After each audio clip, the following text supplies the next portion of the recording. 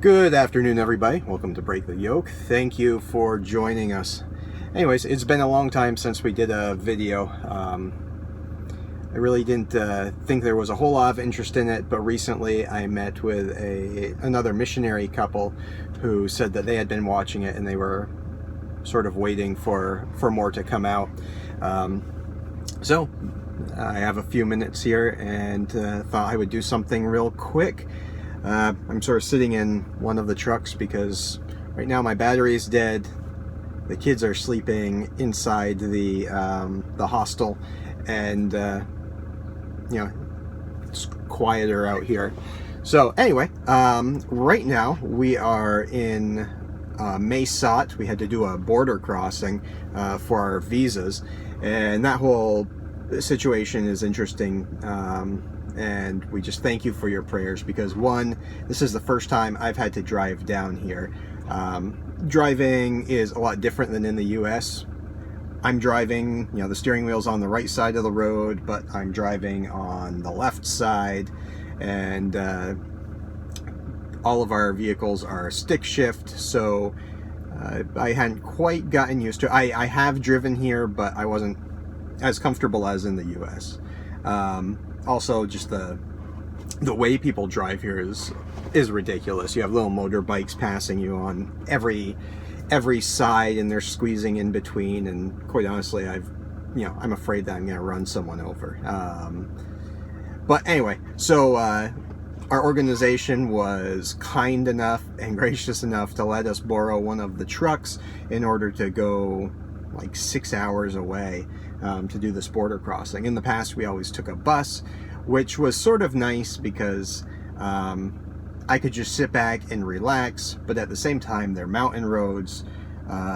Trucks and buses are always breaking down. You're sort of at the mercy of the bus and the driver and stopping. The last bus we took was a VIP bus, and it was really nice until we realized that the bathroom didn't work.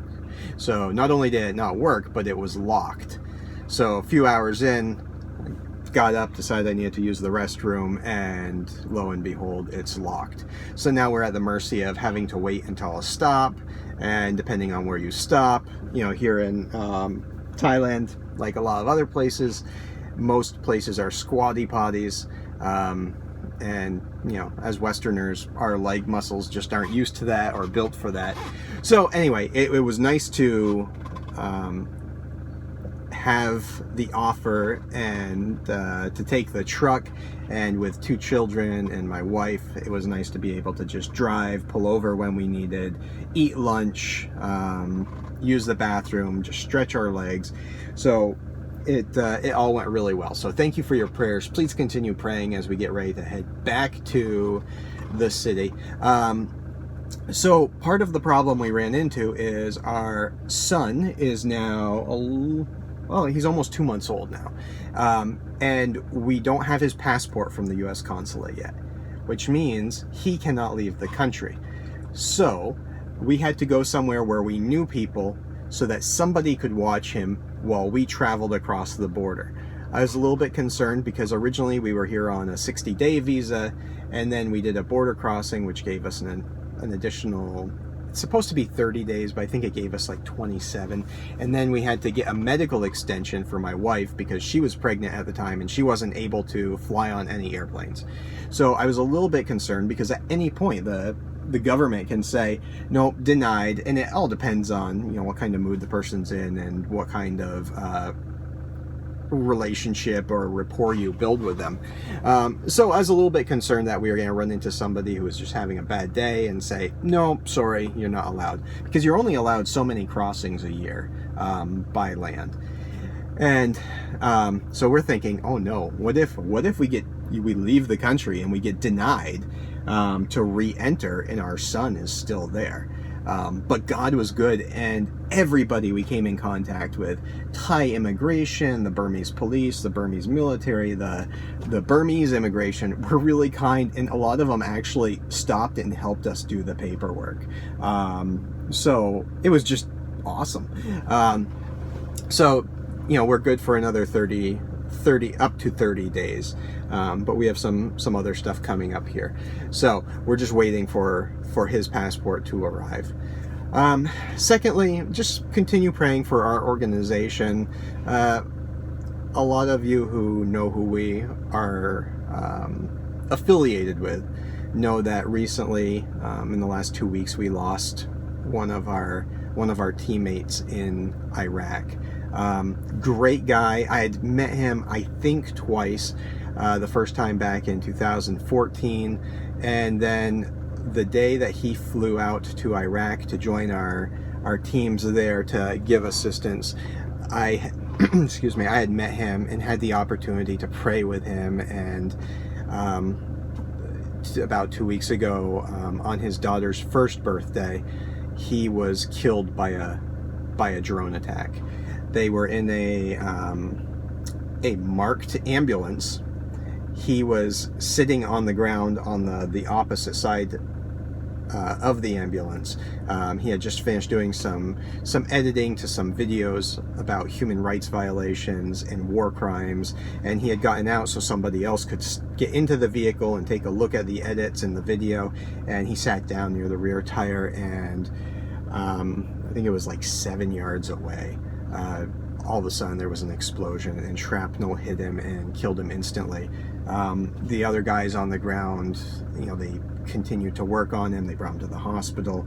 They continued to work on him, despite the fact that I guess it was quite obvious that the wounds that he had received were not sustainable with life.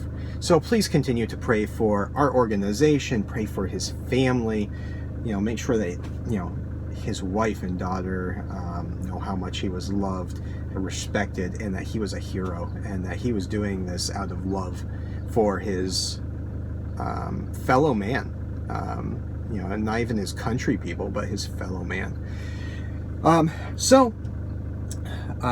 Yeah, other than that, we're still getting adjusted. I think overall it's all going well. It's a bit different here. Everything moves slower, but we still manage to keep it pretty busy, and just trying to find our groove with a life here. And of course, having the baby born shortly after being here sort of threw an extra wrench into it. Not a bad wrench, a good wrench, but just trying to get into the flow of things. So, but we're blessed, we're thankful to be working with the organization, or that we are, because they leave a lot of room for us to do what we need to do when we need to do it. You know, and again, everybody who's there is volunteer, and they all understand, and they're very, very good. So that's where we're at now. Again, thank you for your support. Thank you for your encouragement. Thank you for your prayers.